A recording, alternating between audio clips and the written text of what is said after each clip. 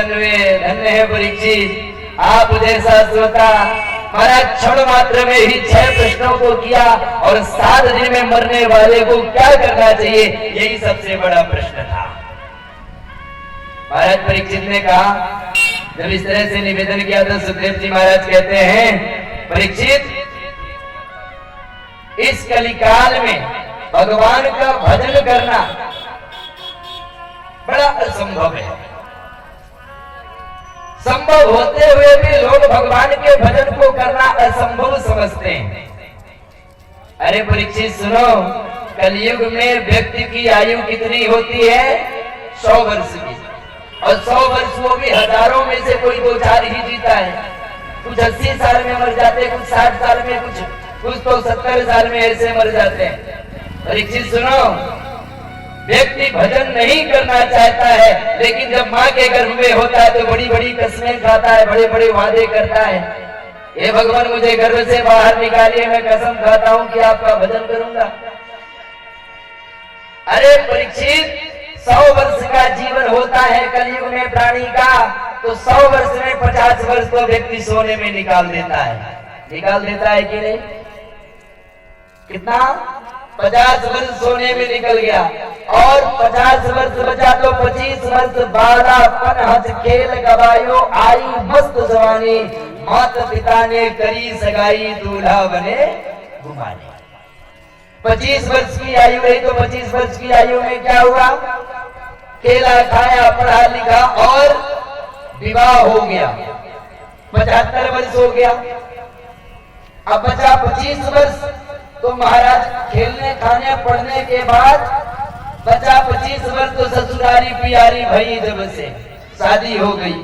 अब 25 वर्ष शादी हो जाने के बाद साली साला सरहद, मैंने बताया ना आजकल की रिश्तेदारी सालू सरहद सारी, ये जो बैठी है ना, इनकी अगर बहनें ना है तो देखो फिर पति को कैसे मुंह फुला के दौड़ती है। बुलाए क्यों नहीं? अब बेचारे पति भी क्या करें, क्योंकि ये गृह मंत्री है घर की। पति भी अगर थोड़ा सा टेढ़ा हुए या कुछ डांटा उठा तो खाना नहीं मिलेगा, भोजन नहीं मिलेगा, क्योंकि गृह मंत्री तो यही है। पर ये भी कमजोर नहीं समझती अपने आप को। अगर पति थोड़ी सी भी बिगड़ा तो फिर इनके पास अस्त्र शस्त्र भी है। अस्त्र शस्त्र साधारण नहीं, एक है झाड़ू महारानी, दूसरे है बेलम देव। समझ जाना, नहीं देख लेना। हाँ देखो कैसे हंस रही, वाह महाराज बढ़िया उपाय बताए दे रहे हैं पतियों को सुधारने के लिए। और पति तो कह रहे होंगे, तो बैठे होंगे, महाराज काहे भड़का रहे हो, शांति है तो शांति बनी रहे।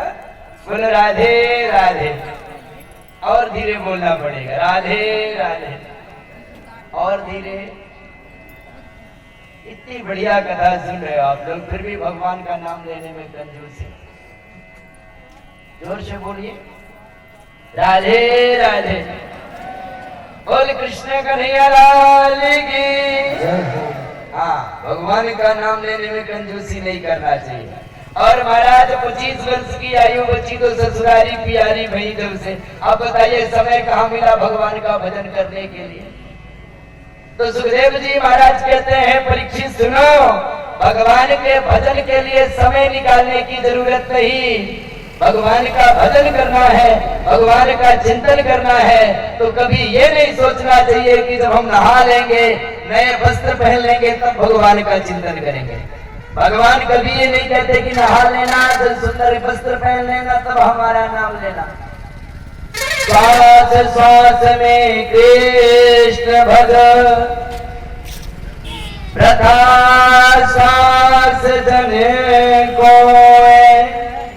ना जाने या सास की आपन होए न होए। हर एक सांस में भगवान का नाम लेना चाहिए। और इन माताओं के पास और भी बढ़िया समय होता है। सुबह सुबह उठती हैं, झाड़ू उठाती हैं, झाड़ू लगाती हैं, तो सुंदर झाड़ू लगाते समय भगवान का नाम ले सकती हैं। ना गाए कुछ तो श्री राम जय जय राम गाए, गाती रहे, काम करते रहे। भगवान कभी ये नहीं कहते कि जब नहा धो लेना, सुंदर वस्त्र पहन लेना, तभी हमारा चिंतन करना। भगवान तो भाव के भूखे हैं, भगवान से भाव देखते हैं। भाव है, स्नेह है, आदर है, कुआदर है, किसी भी स्थिति में भगवान का नाम लेते रहना चाहिए।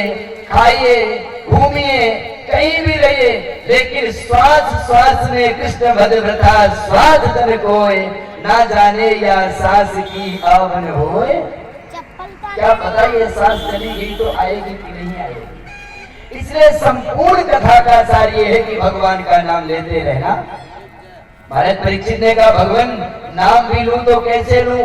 नाम लेता हूं, कथा सुनता हूं, लेकिन कथा सुनने के लिए यहाँ बैठा, मन पहुंच गया घर में और कहीं नहीं गया, घर में पहुंच गया। महाराज कथा तो सुना ही नहीं, पर घर में गुरुवारी कौन करेगा? पहुंच गया मन गुरुवारी में, यहाँ भगवान की कथा सुने तो बोले, महाराज ऐसी स्थिति में एक काम करना चाहिए, जो मन को बस में, मन को बस में करने का विषय नहीं, लेकिन मन पर विजय प्राप्त किया जा सकता है। तो मन को संयमित रखने के लिए यहाँ महाराज वर्णन आता है, जितस्सनो जितस्सासो जित संगो जितेन्द्रिया स्थूले भगवतो रूपे मना संधारये धिया।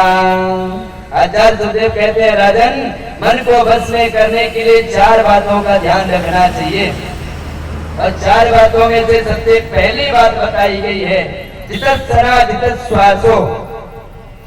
अगर मन को बस में करना चाहते हो, मन पर विजय प्राप्त करना चाहते हो, तो एक आसन में बैठना सीखिए। जो व्यक्ति एक आसन में जितनी देर तक बैठ लेता है, महाराज उसका मन उतना ही उसके संयम में होता है। और कहते हैं जब मन अपना संयमित हो जाए तो प्राणायाम करना चाहिए। जितस्सासो जितस्सनो। महाराज एक आसन में बैठने की आदत डालिए। प्रातः कालीन वेला में उठ करके सुंदर ब्रह्म मुहूर्त में भगवान का चिंतन करिए, प्राणायाम करिए, सूर्य भगवान को जल दीजिए।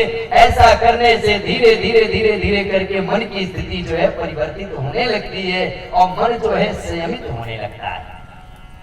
महाराज सुंदर परीक्षित जी को सुखदेव जी महाराज ने सुंदर उपदेश दिया है, किस तरह से मन को अपने वश में किया जाता है। धीरे धीरे करके नित्य प्रति संयमित रखने से, भगवान का चिंतन करने से मन जो है वश में हो जाता है। महाराज सुखदेव जी महाराज से यहाँ परीक्षित जी ने प्रश्न किया कि हे भगवान बताइए कि आपने कहा चिंतन करना चाहिए, भगवान का नाम लेना चाहिए, लेकिन महाराज आज के संसार में सबसे ज्यादा व्यक्ति को अगर पूछे तो चिंतन से ज्यादा चिंता व्यक्ति को खाए जा रही है। सत्य बात है कि नहीं? यहाँ पे ऐसा कौन है जो दुखी नहीं है? हाथ ऊपर करे, सबके सब दुखी है।